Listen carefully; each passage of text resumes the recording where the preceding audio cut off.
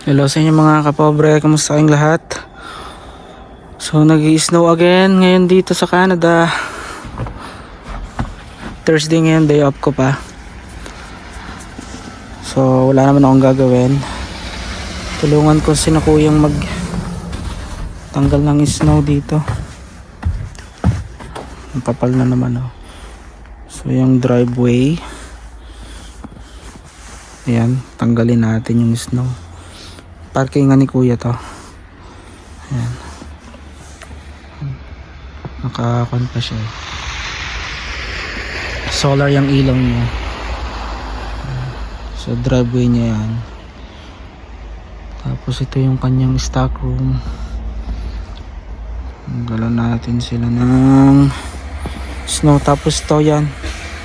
Ito naman yung dinadaanan ko papuntang church. Shortcut siya. Naglilinis siya ng snow. So yan, palahin natin siya. At itong daanan ng mga tao, pag hindi mo nilinis yan at may nadulas dyan, mananagot ka. Kaya dapat tanggalin yung snow yan. So try natin tanggalin. Yun, dumating na yung order ko. In-order nga pala ako sa Levi's. Jacket siya. So, naka-sale siya. Tapos 3 days ko siyang hinintay. Linisin din natin to. Yun, dineliver na ngayon ng UPS. So hintay ko to kanina pa. Ayan, dumating na. Ayan, ganito lang dito. Nilalapag lang nila dito yan sa bahay mo. Minsan kapag sa post office yun, ibigay mo yung PO box mo. Pero normally kapag UPS, dinideliver nila sa harap ng bahay mo. So yun yung mga kapitbahay ko. Yung iba nagtatanggal ng snow. Yung kapal ng snow. Tapos try ko din itong linisan tong part na to. Alas stress na ngayon ng hapon. Alas 12 na ako nagising. Sarap lang matulog. Ayan yung mga kapitbahay ko, mga kapobre. May nagtatanggal ng snow doon. Kapitbahay din namin. So ito yung in-order ko, mamaya unbox natin. Tingnan natin yung jacket, yung maganda.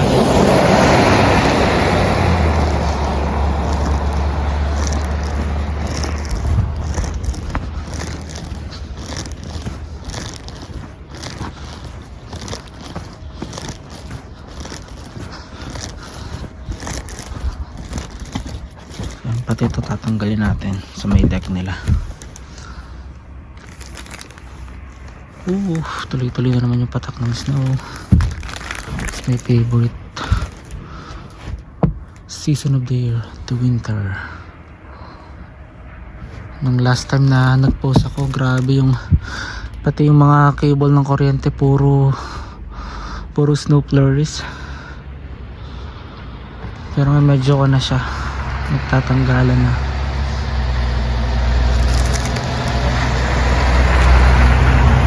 Marami pa dumadaan dito.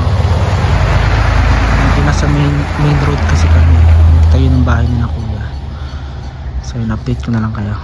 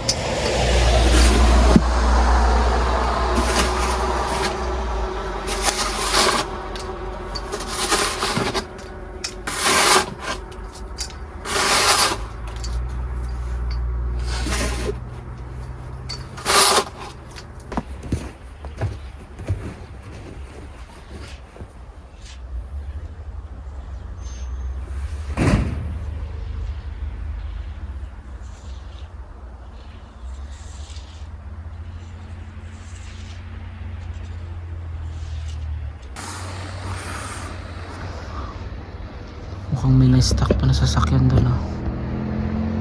Kasi nakatigil lang siya. Bumalik siya.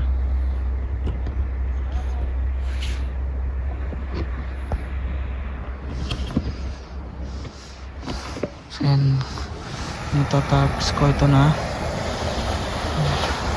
Parang naging maze runner to.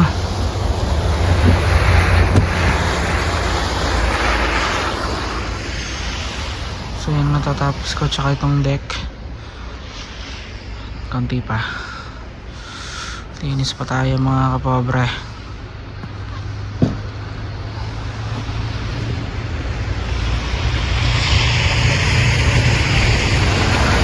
Laki nito.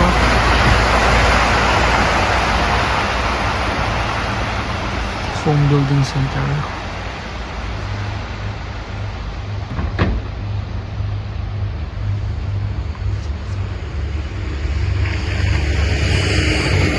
Ito naglilinis na namin ito.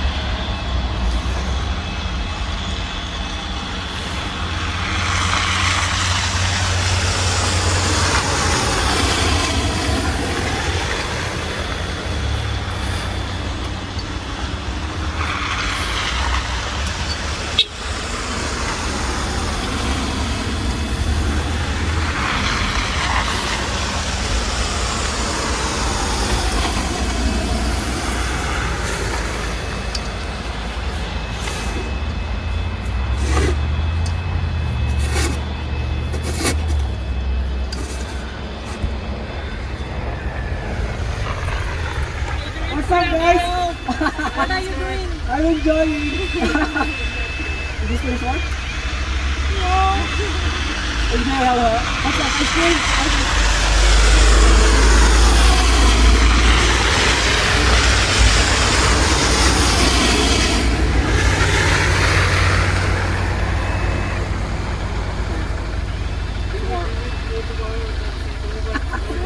Very good. Is it good? I trust your taste.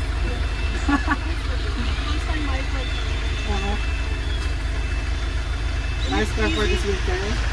Very nice. Love it, bro. Even Okay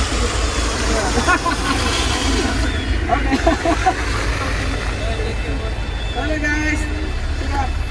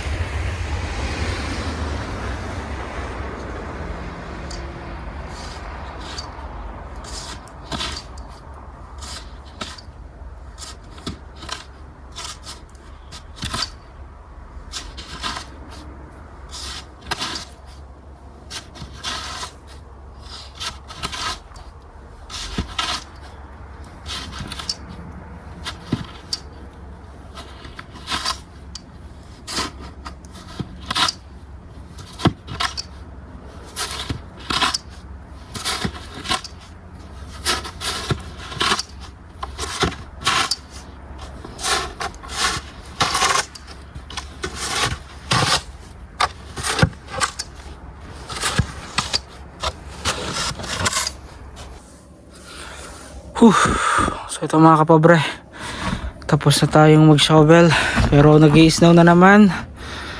Hanggang bukas na naman to. So I don't know, baliwala din yung ginawa ko, pero share ko lang sa inyo.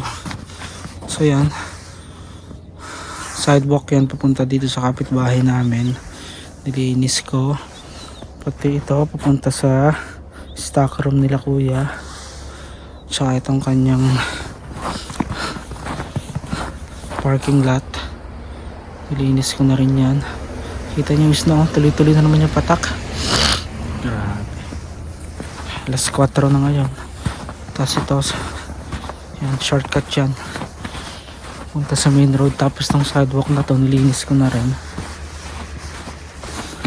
Tapos kanina may mga nakasabay din akong mga government employees na naglilinis din ng kalsada. So yan yung sidewalk. Ito yung mismong bahay nila kuya. Yung kabuuan. Bali itong sidewalk na to nilinis ko yan. Ito nilinis ko, tinanggal natin yung mga snow na yan, pati dito sa harapan nila. Ito yung pinakaharapan nila kung tutuusin eh. So yan, nilinis natin yan all the way here. Ito yung sidewalk nila kasi may mga dumadaan dito, and kapag nadula sila, problema, sasagutin nila yung magagastos nun, yung bills nun sa hospital. Kaya kailangan talaga nililinis ng mga sidewalk. Yung nilinis kanina ng mga yan, mga nag-work sa town dito. Yan yung harapan na yan, nilinis nila yan. Grabe, tuloy-tuloy na naman yung snow. Katatapos ko lang talaga maglinis.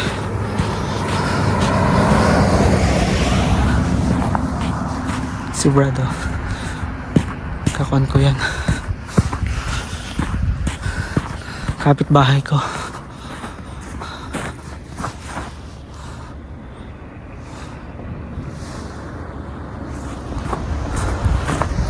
So yan, ito hindi ko na ito magagawa, taga muna. Bale, ito na lang talaga yung yan, yung buong nalinis ko.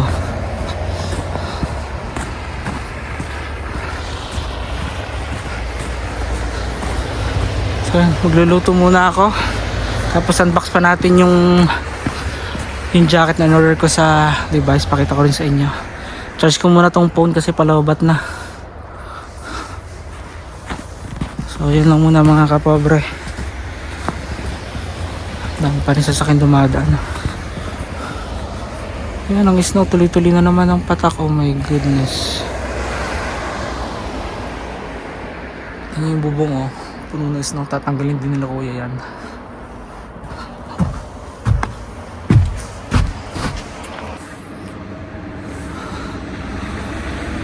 So yan, tuloy-tuloy pa rin yung snow, pero at least nakapagbawas tayo ng snow sa paligid.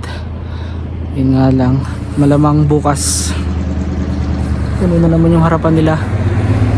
Ganito dito kapag winter, pero gusto ko itong ginagawa ko. Sarap kayo magtanggal ng snow. O diba, o yun yung paligid ko, 360.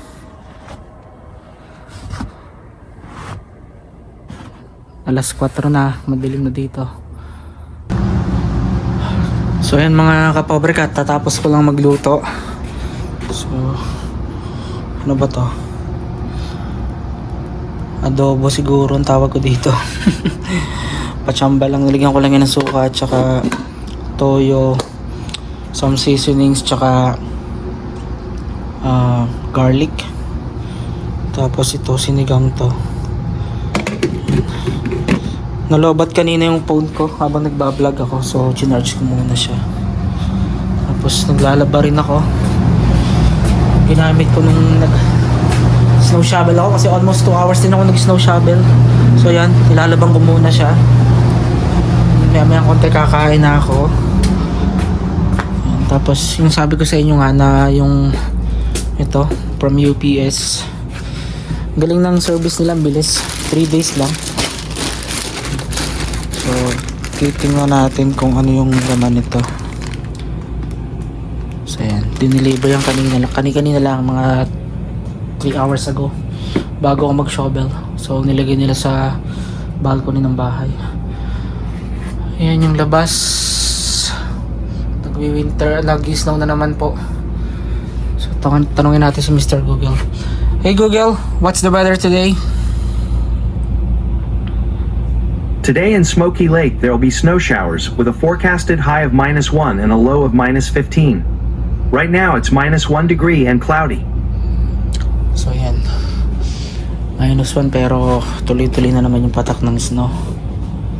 So bukas for sure puno na naman ng snow yung harapan ng bahay. So yan, tingnan natin to kung ano yung laman nito.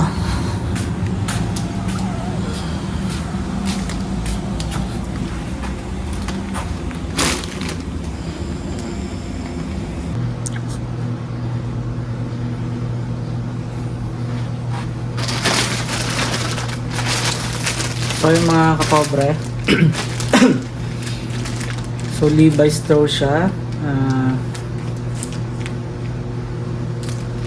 jacket siya pero hindi siya leather, pero tingnan natin kung yung quality niya is okay pa rin. Naka-sale siya, so nabili ko lang siya ng around $40 kasi may red tab points din ako na, so na lessen yung price niya. Tapos yun nga, nung nag-Black Friday, so almost 50% discount yung mga items nila, kaya ginrab ko na rin. Kung maalala nyo yung last vlog ko, sabi ko, nabanggit ko tong jacket na to.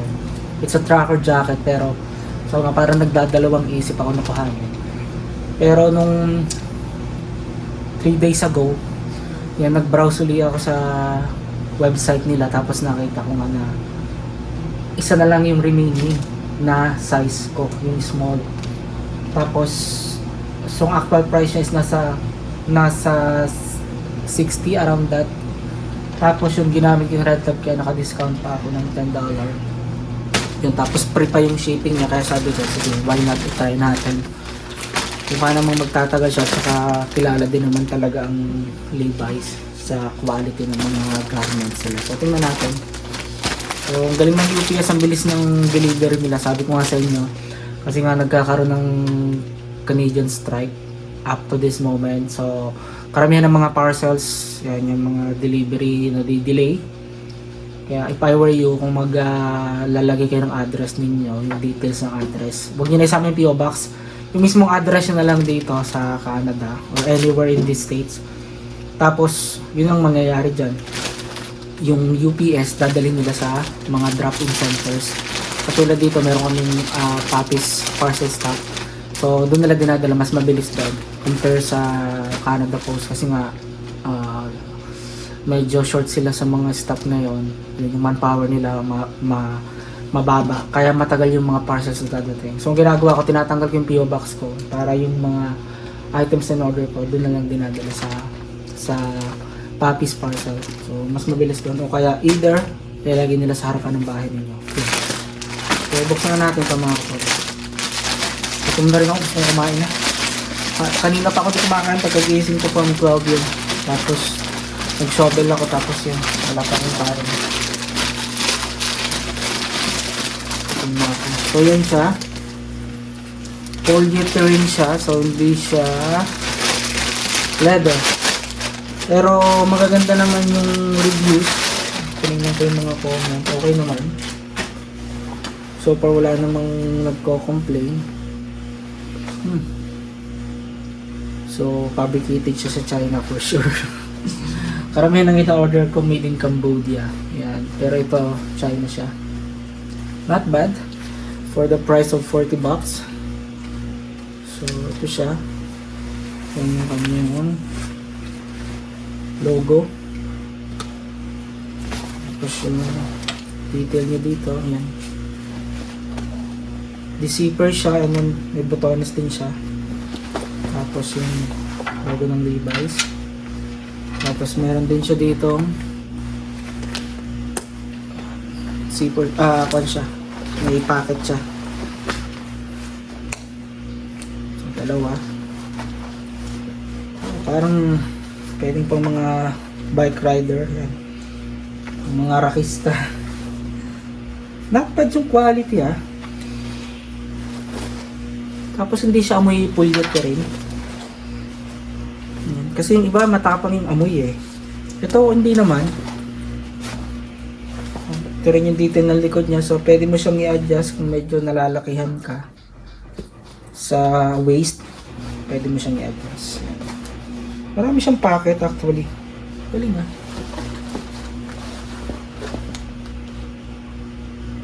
Not bad for the price. Yeah. Saka maganda rin man yung reviews. Try natin sukat. Sakto lang yung size niya.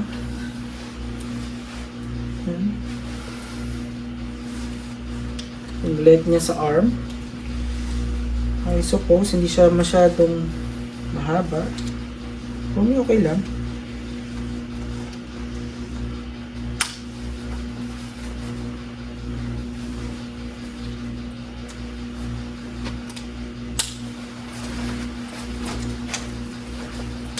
Yan siya mga kapobre. Sakto lang. Tama-tama lang sa size ko. Tapos yung chest size ko is 36 cm. So, sakto lang din. Yan. Ito medyo mahaba ng konti pero I don't care. Okay naman siya. Yan.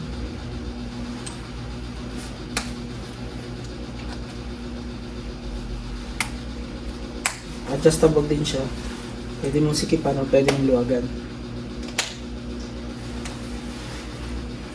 Pwede mo yung size. For me, it's good.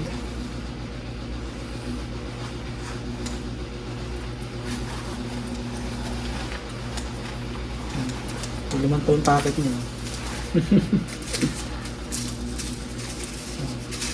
Silica gel. For the price, not bad. And again, it's Levi's. So I order it directly from the company. Maganda rin ang zipper niya. Quality siya mga kabobra. Hindi siya pucho-pucho. Try natin yung zipper. So ganyan siya kapag naka-zipper. Siya naka. Kaya nakaganyan. Tapos pwede mo rin siyang ilak. So double security kapag nakalock siya kasi naka-zipper tapos naka-botones.